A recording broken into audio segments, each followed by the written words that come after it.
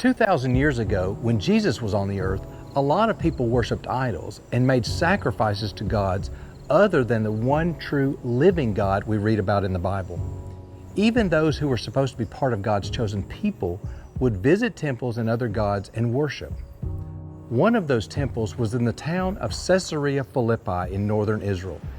The city sat about as far away from God's temple in Jerusalem as it could, and the people who worshiped there were also far from God in a spiritual sense.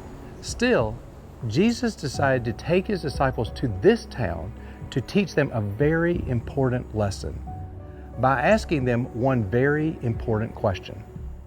Let's visit the town of Caesarea Philippi.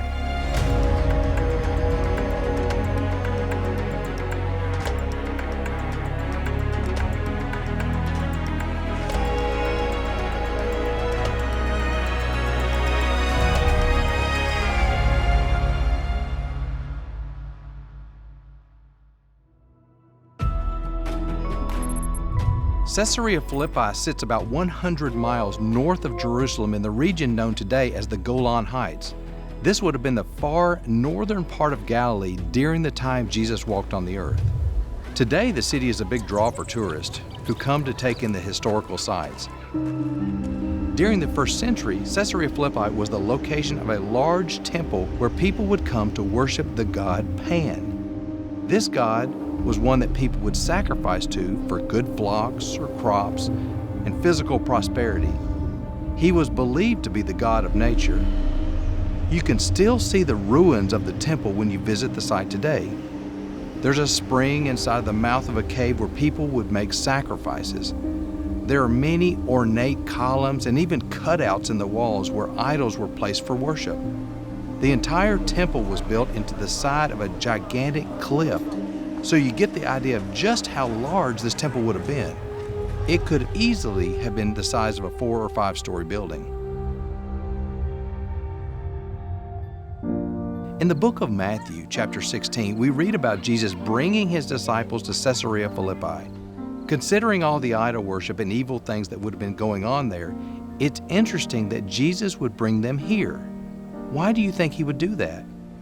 It's because he wanted them to understand something very important, and this city would be the backdrop for that lesson. He asked the disciples who they think he is. Peter said, "You are the Christ, the Son of the living God."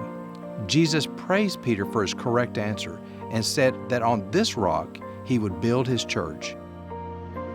Jesus explained that there would be a church that he, Jesus, would establish.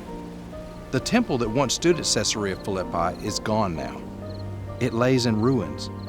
Nobody's going there to worship and to make sacrifices to the god Pan anymore. However, Jesus' church lives on over 2,000 years later. So what's the rock Jesus talked about? The rock is what Peter confessed about Jesus and is the foundation of Jesus' church, that he is the Christ, the Son of the living God. Man can come up with all kinds of ideas for worship. We can invent new religions, we can build the biggest church buildings, but in the end, these things won't stand. Only Jesus and the church he established will stand forever.